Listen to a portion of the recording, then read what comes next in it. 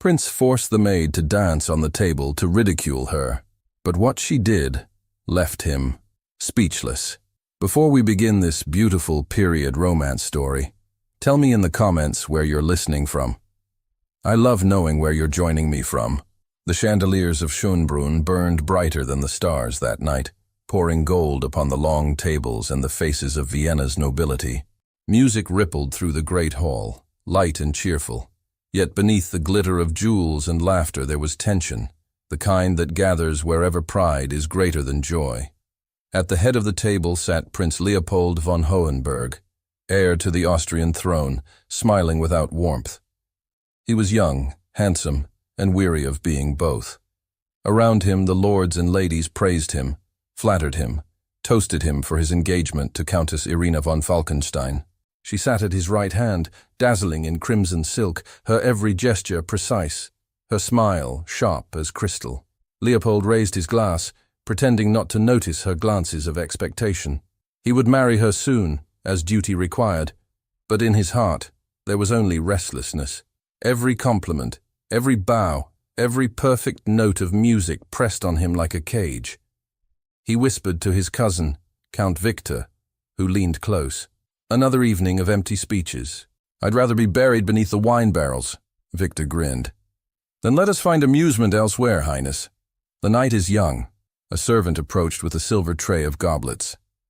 She moved quickly, her eyes lowered, but one of the marble steps near the dais caught her heel. The tray tilted. A rain of crystal fell. The crash silenced the music. Red wine spread like spilled rubies at the prince's feet. Every eye turned toward the trembling girl. Leopold looked down, faintly annoyed, faintly entertained. "And who?" he asked, his voice cold with practiced calm. "Invited chaos to dine." The girl fell to her knees, hands shaking as she gathered the broken pieces. "Forgive me, Your Highness. It was an accident. Irina's laugh rang sharp. "A servant who cannot carry a tray should carry her shame instead," the court murmured. Leopold's mouth curved into a lazy smile.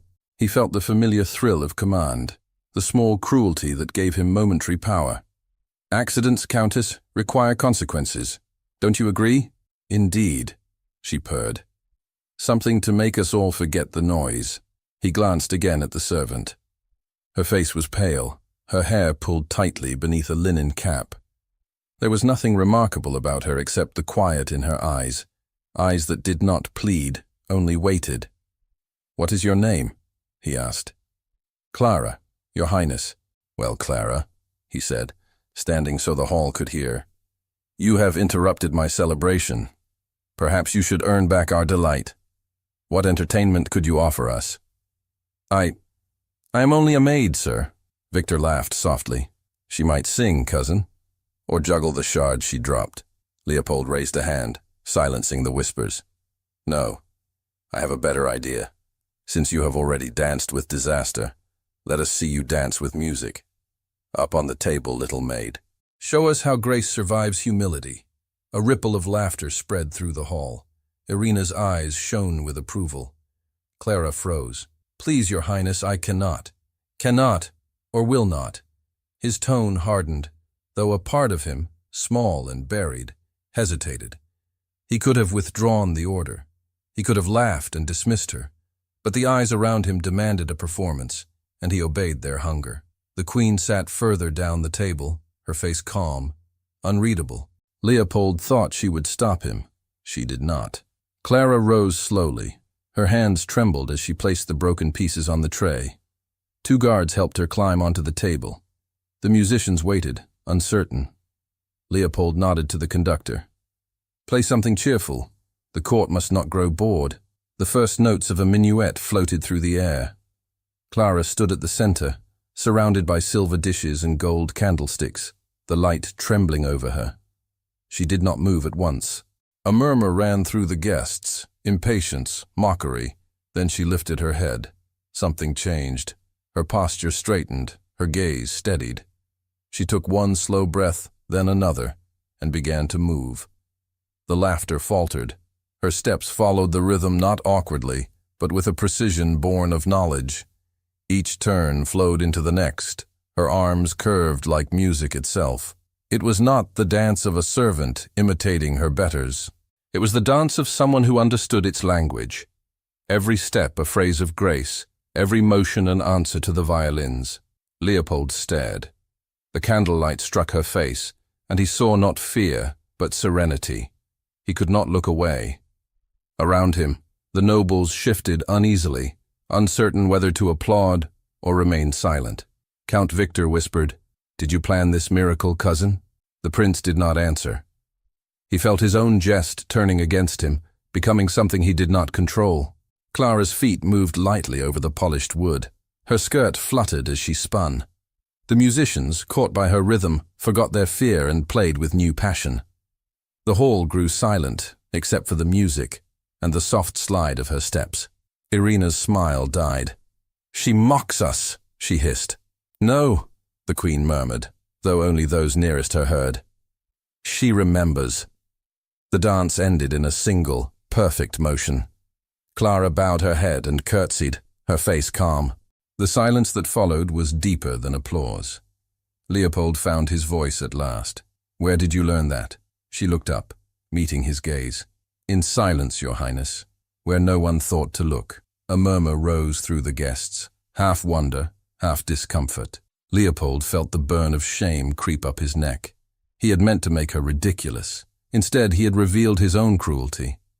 The queen stood, her gown whispering against the floor. Her expression was unreadable, but her voice carried authority that silenced even the whispering. "Enough entertainment for one night. The music may stop." The orchestra obeyed. Clara climbed down from the table, head bowed again, though her steps were steady. As she turned to leave, her sleeve brushed one of the goblets still lying near the edge. It rang softly, a single pure note, and the sound seemed to echo longer than it should. Leopold sat motionless. Irina spoke to him, her tone tight. "You have indulged this nonsense long enough. Dismiss her before the court forgets its place." But the prince could not speak. The girl's dance replayed in his mind, each movement, each look of quiet strength. He realized that for the first time in his life, he had been silenced not by authority, but by grace. Victor leaned closer. "You look as though you've seen a ghost." "Perhaps I have," Leopold murmured. The queen's eyes remained fixed on the servant, who now stood at the edge of the hall awaiting dismissal.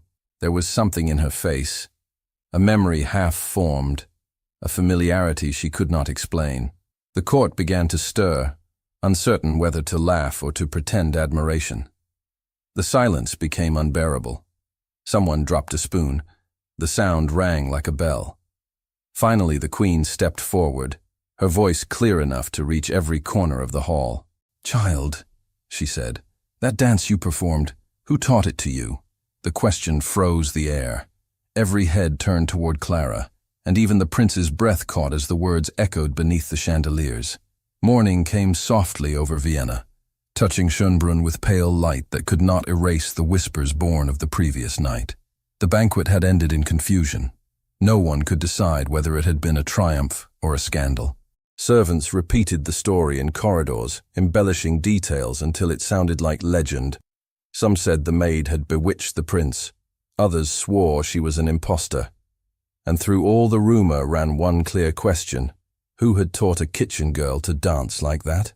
In the queen's chambers, calm reigned only in appearance. Queen Amalia sat at her writing desk, reading reports that no longer interested her. Her thoughts circled the girl from the banquet, the look of quiet pride in her eyes. The queen had seen that expression once before, long ago, in another face. When the door opened, she looked up sharply. Her lady-in-waiting entered with a bow. "Your Majesty, the maid from last night awaits outside. She expects dismissal." "Let her in," said the queen. Clara entered, her hands folded tightly before her apron. The morning light made her look even paler, but her eyes were steady. "Your Majesty sent for me." The queen studied her a long moment. "They tell me you were in the kitchens for over a year, and yet not once did anyone notice your talent. How does that happen?" "I had no reason to show it," Clara answered quietly. "A servant's grace is in silence. You danced a court dance, child. Not a peasant reel. Where did you learn it? Clara hesitated. My mother taught me before she died. The Queen's fingers tightened on the armrest. Your mother's name? Anna Weiss. The name struck like a chord from memory, faint but resonant. The Queen nodded slowly. Return to your duties for now. You will serve in my household instead of the kitchens. Report to the head chamberlain. Clara blinked, surprised. Your Majesty, I thought I was to be dismissed. I decide who is dismissed, the Queen said gently. Go, and speak of last night to no one. When the door closed, the Queen leaned back, her thoughts spinning. Anna Weiss. The name belonged to another world, one she had tried to forget. She rose abruptly and called for her chamberlain. Fetch me the old family records. The year 1768. The matter of Baron von Weiss. In the same hour, Countess Irina stalked through the royal garden like a storm. She found Leopold there, pacing near the fountain. His face was drawn, sleepless. So it is true, she said sharply. You made that kitchen girl the talk of Vienna, he sighed. Spare me, Irina. I am already drowning in their gossip. You have humiliated me before the court, she continued. You turned a feast of our betrothal into a circus for your amusement. He turned toward her. My amusement? That was not amusement, Irina. It was madness, and I wish I could undo it. Undo it? You think regret will cleanse scandal? Her voice trembled with anger. Dismiss her. Send her away before she infects your reputation. Leopold's tone softened. It was I who erred, not she. Irina stared at him, astonished. You defend her? I defend decency, he said. Something I forgot last night. She drew herself up. If you will not act, I shall speak to your mother. She will not protect a servant. Leopold watched her leave. He felt trapped between shame and curiosity. The image of Clara's dance haunted him, her calm defiance burning brighter in memory. He tried to return to his duties, but her face followed him through every corridor. Later that day, he crossed paths with her by chance in the gallery overlooking the gardens. She carried a basket of linens and moved quickly, hoping to avoid him. He stepped into her path. Wait, he said. Clara. She stopped, eyes lowered. Your Highness, I owe you an apology. There is no need. There is, he insisted. I wronged you before everyone. I cannot rest until... She interrupted softly. Princes do not apologize to servants. Then let me be something less than a prince for a moment, he said. Her eyes lifted. For an instant, he saw not fear, but pity. If you wish to be less than a prince, then learn silence as servants do, she said quietly, and walked away. Leopold stood motionless, her words echoing through him like music. Silence as servants do. He realized he had never known silence in all his life. In the Queen's study, the chamberlain returned with a bundle of old documents. The Queen opened them one by one, reading quickly. The name Weiss appeared again and again. Baron Heinrich von Weiss, a loyal officer, accused of aiding a conspiracy 15 years ago.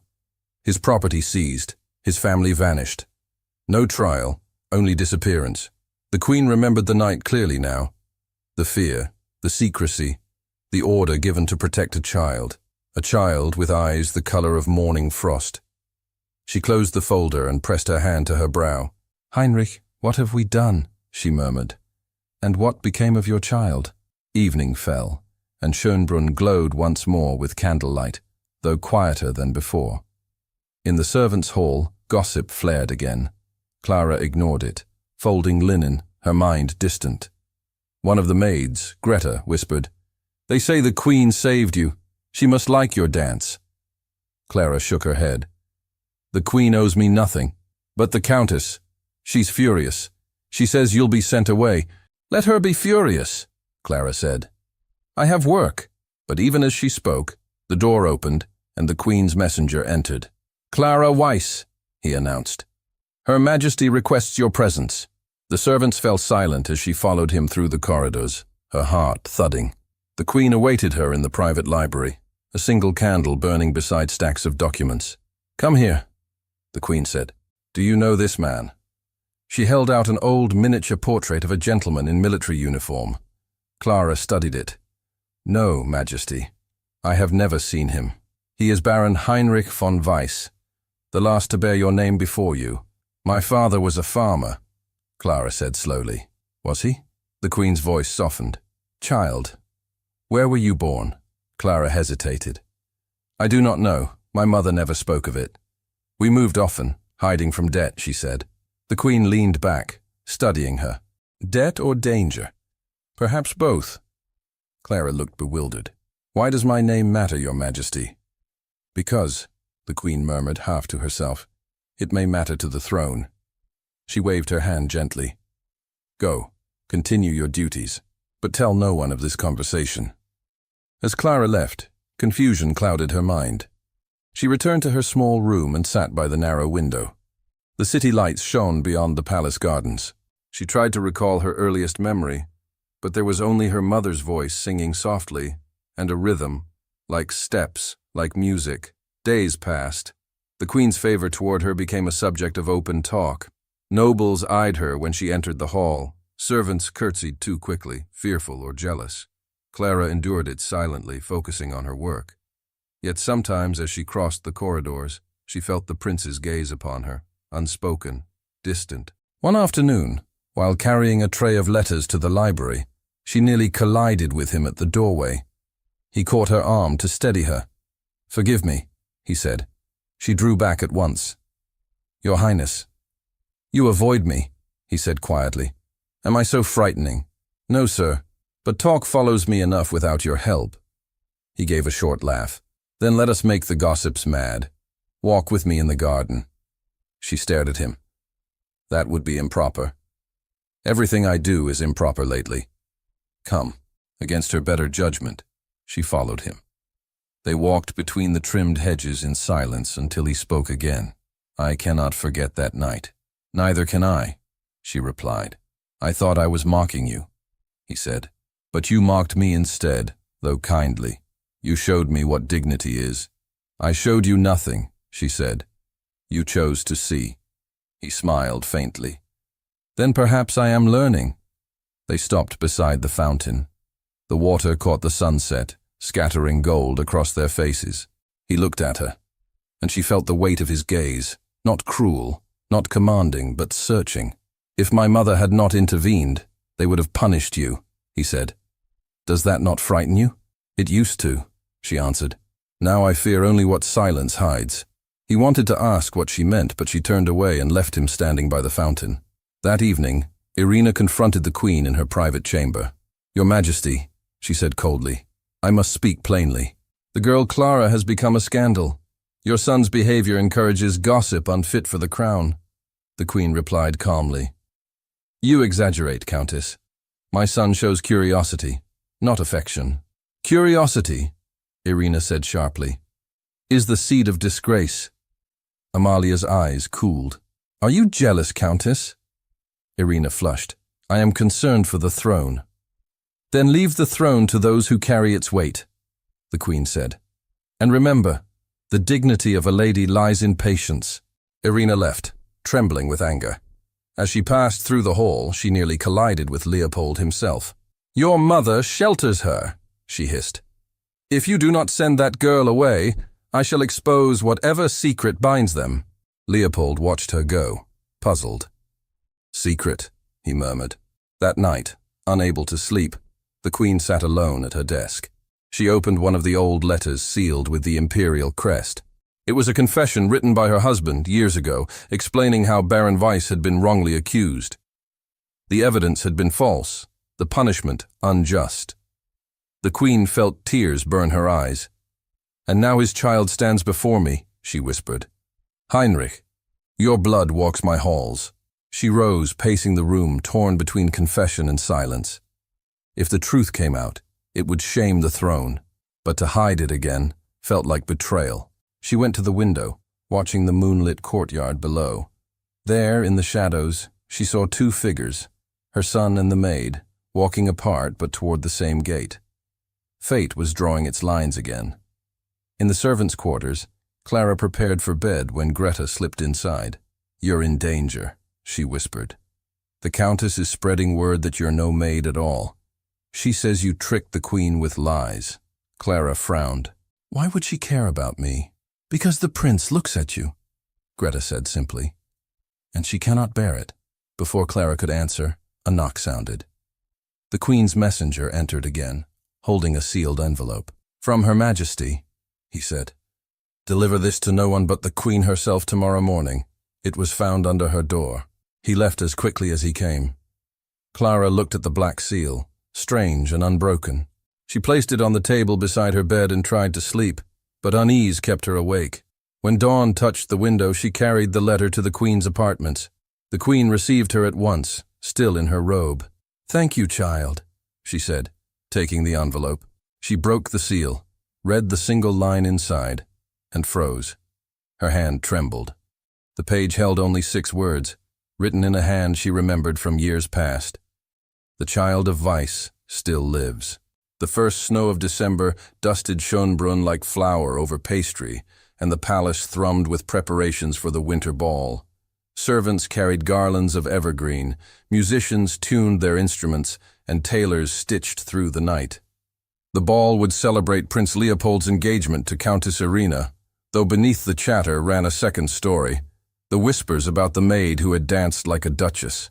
Clara felt those whispers wherever she went. In the corridors, in the laundry rooms, even in the chapel where she sought silence, they followed her. The queen had not spoken of the letter again, nor mentioned the name Vice, yet her eyes lingered on Clara more than before. Sometimes she would ask Clara to read correspondence aloud, as if listening to her voice confirmed something only she knew. One morning, while Clara arranged the queen's writing table, the older woman said quietly, "Do you remember your mother's voice, child?" "Only her songs," Clara replied. She would hum when she cooked, always the same tune. The queen turned sharply. "Can you hum it?" Clara did so, softly. The melody floated through the air, simple, delicate. The queen's eyes glistened. "That was a lullaby of the court," she murmured. "It was sung to noble children, not to peasants." "How did she learn it?" Clara hesitated. "She said it reminded her of someone she once served." "I never asked who." The queen closed the ink bottle with trembling hands. "Keep that song, Clara. It may guard you one day." That afternoon, Leopold inspected the ballroom with Count Victor, pretending interest while his mind strayed elsewhere. The memory of Clara's dance still haunted him. He had tried to forget it, burying himself in duty and meetings, but the image returned unbidden. Her feet moving like water, her face lit by defiance. Victor noticed his distraction. "Thinking of your bride?" Leopold gave a humorless smile. "If you mean Irina, then no." "Careful, cousin. She carries half the empire's gossip on her tongue. You'll be the subject of it soon." "Let them talk," Leopold muttered. "I've already been the fool once." Victor laughed softly. "A fool who learned something, perhaps." Leopold did not answer. Later, as he left the hall, he caught sight of Clara crossing the corridor with a basket of folded linens. On impulse, he followed. "Clara," he called. She turned, startled. "Your Highness, you're avoiding me again." "I have no reason to seek you, sir." "Then I must give you one. Will you walk with me a moment? People will see." "Let them," he said. The same stubborn tone that once ordered her to dance. They stepped into the garden, the air sharp with winter. The fountains had frozen into crystal shapes. They walked in silence until he said, "I am not proud of that night." "I believe you," she replied. "I mean to say, I think of it every day. Not the laughter, not the shame, only the moment you stopped being afraid." "I was afraid," she said quietly. "But there are fears greater than ridicule. What could be greater than that? Losing who you are," she said. He looked at her intently. "And who are you, Clara?" "A servant," she said, though the words sounded uncertain even to her. He smiled faintly. "You speak as if you're still deciding." Before she could reply, footsteps crunched on the gravel behind them. Countess Irina appeared, her cloak sweeping the path. "How touching," she said coldly.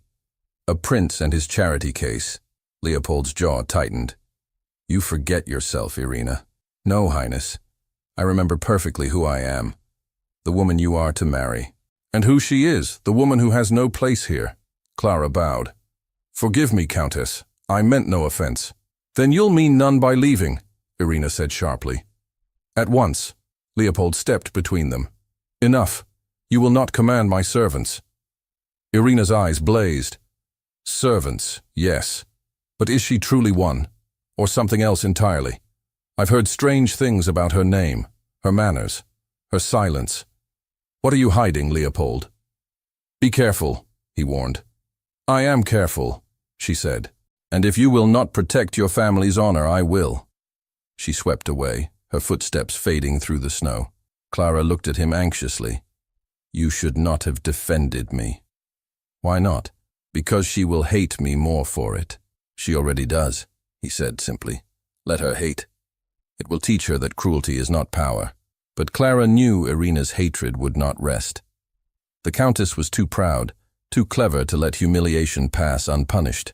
Days later, while arranging decorations for the ball, Clara overheard two maids whispering. The Countess has spies, one said. She sent them to the city to find out where that girl came from. Clara's hands froze around a ribbon. She forced herself to continue working. If Irina sought her past, she might uncover more than rumor. And what if the Queen's silence meant the truth was dangerous? That evening, the Queen summoned her again. Child, I have something to tell you, she began, but stopped when the Chamberlain entered. He bowed low. Your Majesty, the Countess requests your presence regarding tomorrow's ceremony. The Queen sighed. We shall speak later, she said to Clara. Until then, stay near me. Do you understand? Clara nodded, though unease tightened her chest. The next day, the palace brimmed with carriages, candles, perfume, and gossip. The winter ball had arrived. Clara worked among the servants, setting goblets and arranging flowers, while nobles arrived in a cascade of silk and jewels. The orchestra tuned. The scent of wax and roses filled the air. From the balcony, Leopold watched the guests. Irina stood beside him, radiant but tense. Smile, she whispered. They must see us happy. He smiled mechanically. Happiness can be an illusion, Countess. It is one we must sell, she said. When the Queen entered, the hall bowed. Clara followed a few paces behind, carrying her fan and gloves. The Queen's eyes brushed hers briefly, a silent reassurance. The first courses were served. The musicians began to play, and conversation flowed. But beneath the polite laughter, rumor simmered. More than one noble leaned toward another to whisper of the maid who had dared to dance weeks before. Some claimed she had noble blood. Others called her a witch. Countess Irina enjoyed every whisper she could control. She had planned her moment carefully. When the orchestra paused before the first waltz, she stood. Your Highness, she said sweetly, perhaps it would please the court if we repeated the entertainment of your last banquet. Shall your maid perform again? A murmur rose. The Queen's expression darkened. Leopold answered evenly, the court needs no mockery tonight. But it loves spectacle, Irina pressed. And your servant has already shown herself quite skilled. Why not give us another display? Clara's face flushed. She stepped back, wishing the floor would swallow her. Leopold's voice cut through the tension. If there must be a dance, Countess, I shall choose my partner. Irina laughed. Then choose. The court is waiting. He turned slowly, his gaze finding Clara among the servants. She froze as he descended the steps toward her. Murmurs rippled through the hall. He stopped before her, extended his hand, and said clearly, Dance with me. Gasps echoed against the gilded ceiling. The musicians looked to the Queen, who neither nodded nor shook her head. Irina's face drained of color. Clara whispered, Your Highness, I cannot. You can, he said softly. For once, let the truth move instead of silence. The Queen's eyes met Clara's, calm, commanding. Clara took a breath, set down the fan, and placed her hand in his. Together they walked to the center of the hall. The conductor hesitated, then raised his bow. The waltz began, slow and tentative. Leopold guided her gently. At first her steps faltered, uncertain under so many eyes. Then the music lifted her. The rhythm returned like memory, graceful and sure. Around them, nobles whispered in disbelief. The queen's gaze softened, with something close to pride. As they turned through the dance, Leopold said under his breath, "Whatever they see, I see only you." "Do not say such things," she murmured. "Why not?" "Because they will destroy you for it." "Then let them try," he said. The waltz quickened. The hall dissolved into music. For those few minutes, rank and fear vanished. When the final note fell, they stopped. Silence followed, heavier than applause. Then came a slow clap from Irina. "Marvelous," she said coldly. "A prince and his mystery girl. Shall we thank her properly?" Leopold released Clara's hand. "Enough." "No, Highness. The people deserve truth." She turned to the crowd. "Do you all know who this girl is? Nor do I. But I intend to find out. For a palace that shelters strangers risks its own ruin." The queen's voice cut through the air. "Countess, you forget yourself." "I forget nothing, Majesty. I protect what you seem determined to endanger." Gasps spread. Leopold's hands clenched at his sides. "You speak treason against your own court," he said. "I speak warning," she replied. "Ask her where she was born. Ask her who her father was. Ask her why she carries the name Vice." The queen rose. "Enough, Irina." But Irina's triumph glimmered in her eyes. "If she is innocent, she will answer." Clara stood silent, pale as the snow outside. Her lips parted, but no words came. The queen stepped forward. "You will have your answer soon, Countess." Irina smiled thinly. "I shall look forward to it." The queen turned to the guests. "The dance is ended. You will remember this night for its music, not its malice." The orchestra resumed hesitantly, but conversation had shifted from laughter to speculation. Clara bowed her head and slipped away through the side door, her heart pounding. Leopold followed minutes later, finding her in the corridor outside the ballroom. "You should not have left alone," he said. "I could not breathe in there," she whispered. He reached for her hand, then stopped himself. "My mother will protect you." "And who will protect her?" Clara asked. "The Countess has power. Power without honor is weakness," he said. "We will face her together." She shook her head. "No, Highness. I must face my own past before anyone else does." Before he could answer, a servant approached and bowed. "Your Majesty requests your presence, Highness, both of you." They followed him to the Queen's private chamber. Amalia stood by the window, the firelight catching her profile. On the table lay several old letters and a miniature portrait.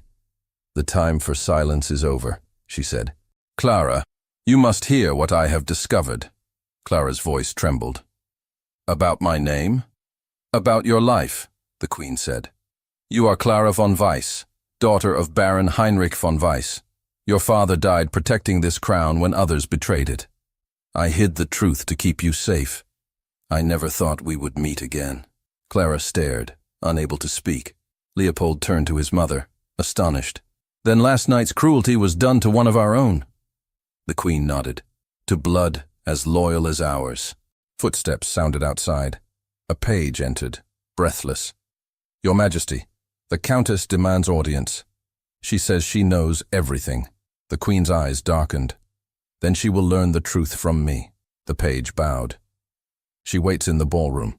Leopold looked at Clara, then at his mother. "Let us end this, once and for all." Together they walked back toward the hall, the music fading behind them, the whispers swelling. The doors opened, and all eyes turned as the Queen entered, her son beside her, the girl between them. Irina stood at the center, pale but defiant. The court gathered around like vultures scenting a feast. The Queen lifted her chin and said clearly, "Tonight, Vienna shall hear who she is." The ballroom was hushed when the Queen spoke. The chandeliers shimmered above, their light trembling over every astonished face. The musicians lowered their bows, waiting. Countess Irina stood motionless, her fan frozen in her hand. Leopold moved closer to his mother, but Amalia raised a hand, steady, commanding. "Listen well," she said, her voice echoing through the golden hall. "For years I have carried a silence heavier than any crown. It concerns the name Weiss, and the blood that name carries. Clara stood beside her, pale, her eyes on the floor. The crowd shifted uneasily, curiosity sharpening into awe. Baron Heinrich von Weiss, the Queen continued, was once among the bravest defenders of this realm. He and his family paid the price for another's treachery. He died falsely accused of conspiracy, while those truly guilty walked free. To protect his only child from vengeance, I hid her. I entrusted her to loyal hands, far from court, with a new name and no past. A collective murmur swept the room. Irina's lips parted in disbelief. Leopold's eyes widened, then softened as he turned toward Clara. The Queen's gaze moved across the nobles like judgment itself. That child stands before you now. Clara Weiss is no servant. She is the rightful daughter of Baron Heinrich von Weiss, heir to a name that deserves restoration and respect. Gasps rippled through the hall. Some nobles crossed themselves, others stared as if they beheld a ghost. Irina's voice broke through the silence, sharp and incredulous. You expect us to believe this story? A hidden noble child in a kitchen apron? Convenient. The Queen's tone cut like glass. Believe what you wish, Countess. The proof rests in the royal archives and in my own hand. The portrait, the records, the seal. All confirm what I say. She motioned to a page who stepped forward bearing a small wooden box. The Queen opened it, revealing the miniature portrait of a man with the same calm eyes as Clara. Irina's face lost its color. Still, she forced a laugh. Then she deceived us all, playing at humility while plotting her return. Clara looked up, her voice steady, though her hands trembled. I deceived no one. I never knew who I was until this night. My mother told me only that silence kept us safe. Her words rang clear, without bitterness. The court listened, spellbound. Leopold stepped forward, facing the crowd, and it was I who broke that silence with cruelty. I who mocked her before you all. I stand guilty of the greater shame. The nobles murmured, shifting in discomfort. No prince had ever spoken so humbly before them. Irina's fan snapped shut. You humiliate yourself for her? For truth, he said. The Queen turned to her son. Leopold, what would you do, knowing who she is now? He met her eyes. What my heart already decided, long before I knew her name. Irina gave a small, sharp laugh. Then the farce is complete. A prince will wed a laundress with noble ancestors lost in dust. Enough, the Queen said, her voice rising. Your envy dishonors the title you bear. The engagement is annulled. The hall erupted in gasps. Irina's hand flew to her throat. Annulled? You cannot. I can, and I do, the Queen replied. You will leave Vienna within the week. Irina looked around for support, but found none. Faces that had once smiled at her now turned away. Her voice cracked. This is madness. The court will laugh at you all. No, said Leopold quietly. The court will remember who taught them humility. Irina's eyes blazed with fury. You'll regret this, all of you. She turned sharply and swept from the hall, her crimson gown trailing behind like a flame fading into shadow. When the doors closed, the silence returned, heavier than before. The Queen stepped forward, facing Clara. Your father's honor is restored. The wrong done to him is undone tonight. If you wish, you may reclaim your title and estate. The crown will see it done. Clara looked at her, stunned. Your Majesty, I never wanted a title. I only wanted to belong where I could do no harm. You have done none, said the Queen softly. You have reminded us what nobility truly means. Leopold took a hesitant step toward her. Clara, forgive me, for the dance, for the pride, for everything I was before you. She looked at him with tears gathering in her eyes. There is nothing to forgive. We both learned what we needed to learn. Still, he said, his voice breaking, I cannot live another day without your pardon. She smiled faintly. Then you have it. The Queen watched them quietly, emotion glistening in her gaze. You both have walked through humiliation and found grace. Perhaps that is the true inheritance of the Weiss blood and of the crown. The orchestra began to play again, softly, as if uncertain whether the night could still hold music. The Queen turned to the guests. "The celebration continues. Let us honor truth rather than pretense." One by one, the courtiers bowed. The tension dissolved into cautious applause. Servants hurried to refill glasses. Yet the air had changed. Laughter now carried respect instead of mockery. Clara stood beside Leopold, unsure whether to stay or vanish into the shadows. He sensed her hesitation. "You need not hide any more," he said. "The world sees you now as you are." "But do you?" she asked. He paused. "I see you more clearly than I see myself." The Queen's eyes softened. "Go," she whispered to them both. "The night belongs to you now." They stepped away from the crowd, through the open balcony doors where the winter air met candlelight. Snowflakes drifted through the darkness. The city spread below them, silent and endless. Leopold leaned against the railing, his breath visible in the cold. "When I was a boy, my tutor said a prince must never bend. Tonight I bent for the first time, and I think I found peace in it." Clara smiled faintly. "Then perhaps he taught you wrong. Perhaps you taught me right," he said. Behind them, the orchestra began a new melody, one that rose and fell like a memory. It was the same tune Clara's mother had sung, though no one but the Queen recognized it. She closed her eyes, whispering a prayer for the souls of the past. Clara looked back through the doors at the Queen, who watched with quiet pride. "She knew my parents," Clara said softly. "I saw it in her face." "She hid you to save you," Leopold replied, "and in saving you, she saved me." They stood in silence, the snow collecting on the marble rail.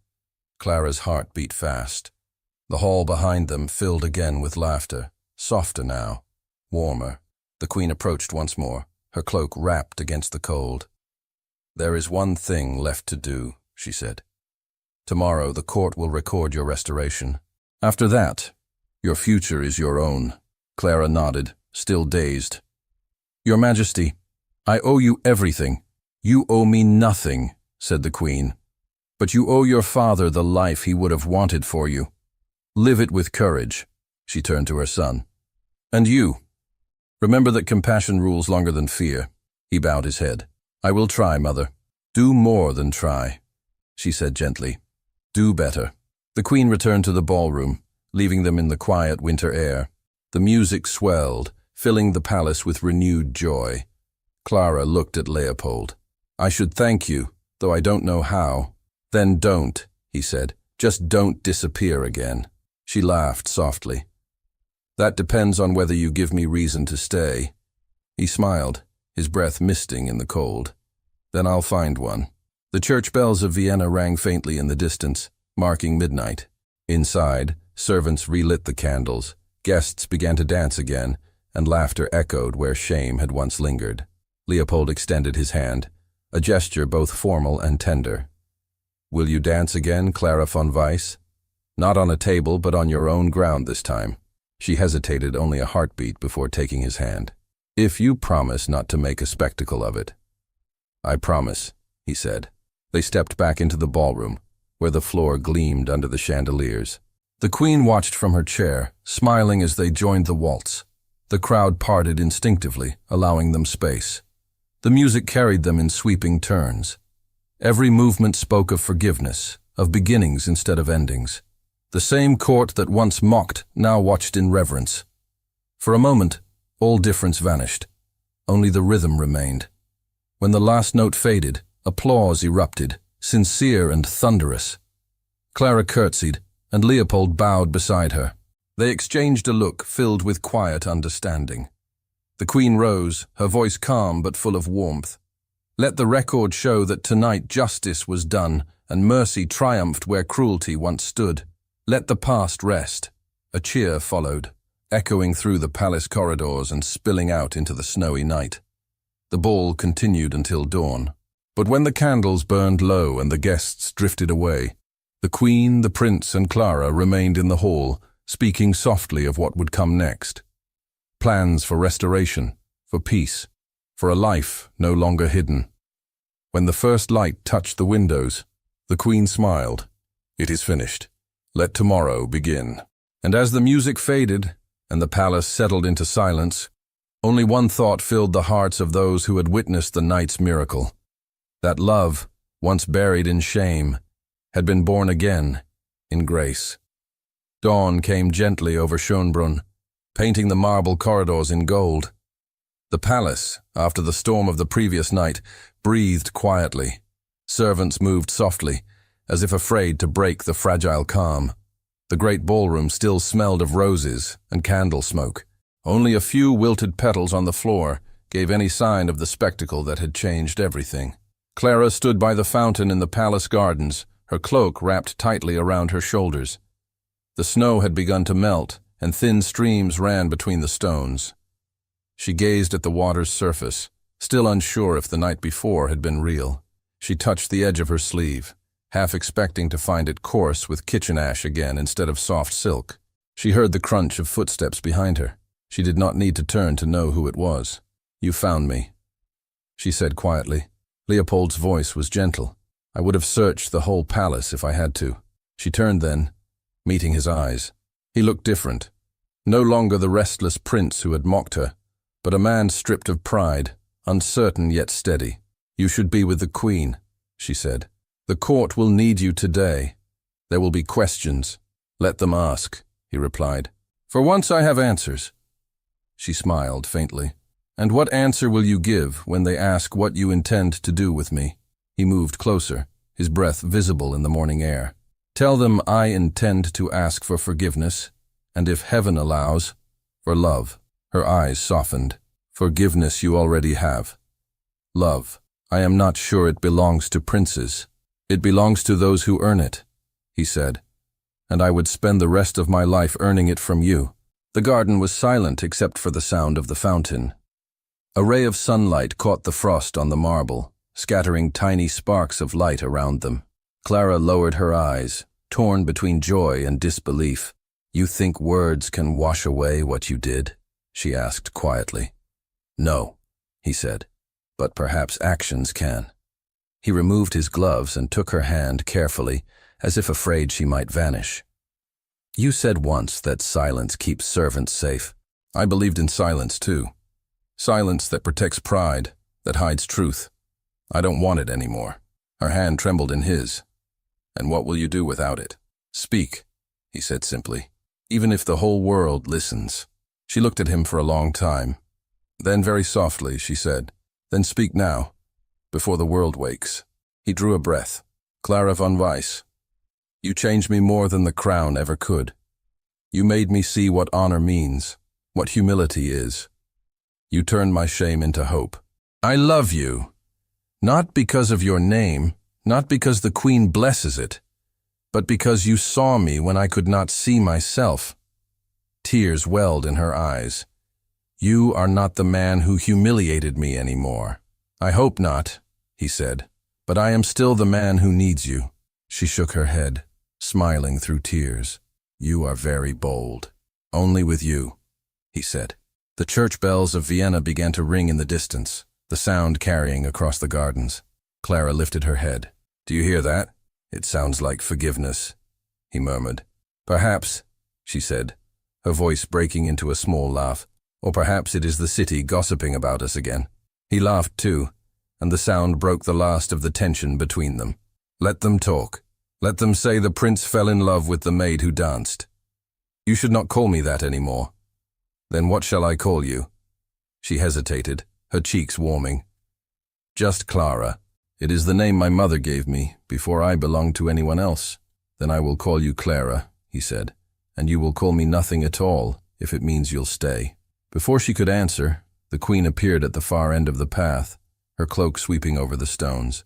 Her smile was calm, knowing. "I thought I would find you both here," she said. "The council has gathered. They await your decision, Leopold." He turned to her, still holding Clara's hand. "Then they shall have it. I will not marry Countess Irina or any woman chosen for alliance. My choice is before you." The Queen's eyes softened. "You are certain?" "With all that I am."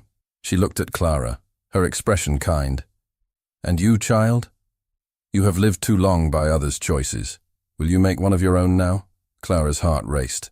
She looked at the Queen, then at Leopold. "I would choose peace, And wherever he is, I find it. The queen nodded, understanding. Then peace you shall have. I will speak to the council. They will protest, of course, but they will yield. She reached for Clara's hands. Your father would be proud. He believed in honor over blood. You have restored both. Thank you, Majesty, Clara whispered. Majesty no longer, the queen said softly. Call me Amalia, just once. Clara smiled. Then thank you, Amalia.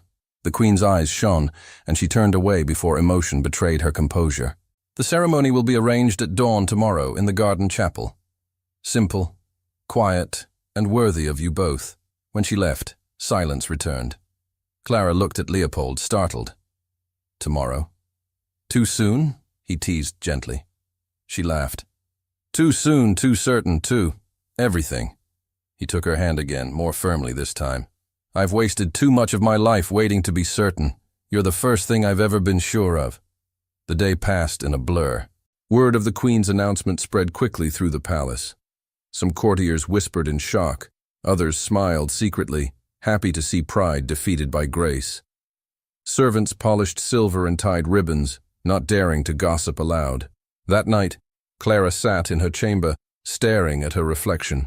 The queen's maid entered quietly, carrying a gown of pale blue satin. Her Majesty says you must wear this tomorrow. Clara touched the fabric, speechless. It's too fine for me. It's just fine for a bride, the maid said with a grin. Bride, Clara repeated, the word tasting strange and beautiful on her tongue. She lay awake long after midnight, listening to the faint strains of music drifting from the ballroom, where the guests still celebrated.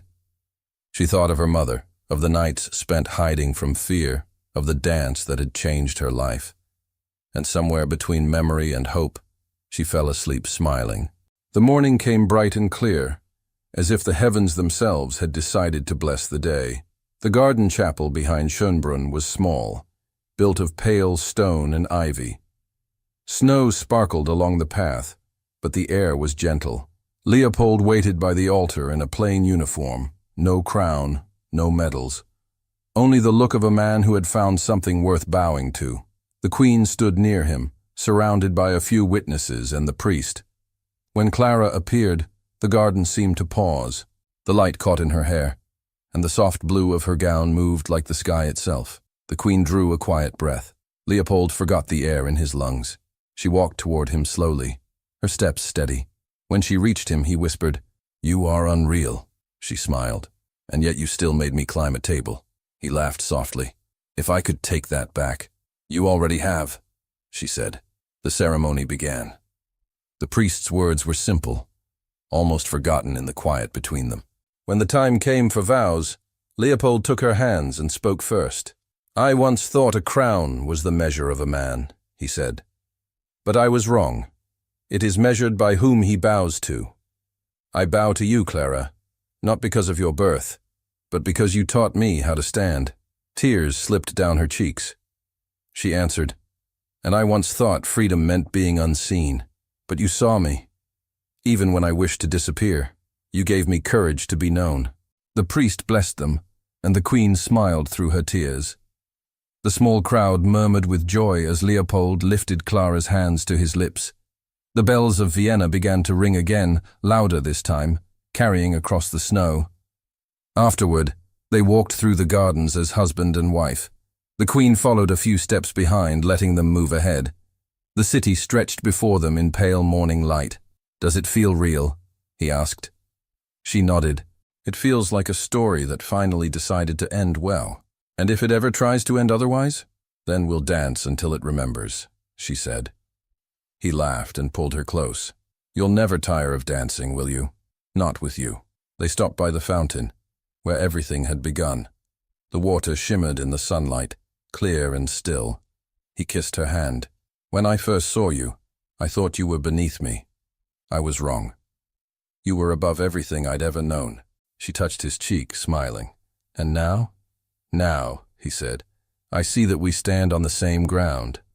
The queen approached them, her voice full of warmth. "You have given this kingdom something rarer than peace. You've given it hope." "Hope," Clara repeated softly. "Yes, that's what it feels like. Amalia looked up at the sky. Your father would have wanted this day. He believed goodness always returns even after darkness. Clara's eyes filled again. Then perhaps he's watching. I'm certain he is, said the queen. They stood together for a moment, silent, until Leopold turned to the queen. Mother, you have done more than restore a name. You've restored your son. She smiled and touched his arm. Then my task is finished. When she walked away, leaving them alone again, Clara looked up at him. What now, your highness? Now, he said, drawing her close. Now we live. He kissed her, softly, reverently, like a promise spoken in silence. The snow melted around their feet as the sun climbed higher. The musicians from the night before began to play again on the terrace, their notes drifting through the garden. Without a word, Clara lifted her hand, and he took it. They began to waltz. No audience, no laughter, only wind and light and the faint ring of bells. The melody rose, the same that had once humiliated her, now transformed into their vow. Their steps moved together, easy and sure, a circle of forgiveness. When the music ended, he whispered, "Every king should learn to dance." "And every dancer," she replied, smiling, "should learn to rule a heart." He laughed quietly, resting his forehead against hers. "Then rule mine. It's already yours." She looked into his eyes, unafraid, and answered, "And you, guard mine, forever." The bells rang one last time, bright and clear over Vienna. The wind carried the sound through the city, across the river, and into the sky, where the clouds parted for sunlight. And in the garden of Schönbrunn, the prince and the maid, now equals, now free, stood hand in hand beneath the morning light that belonged only to them.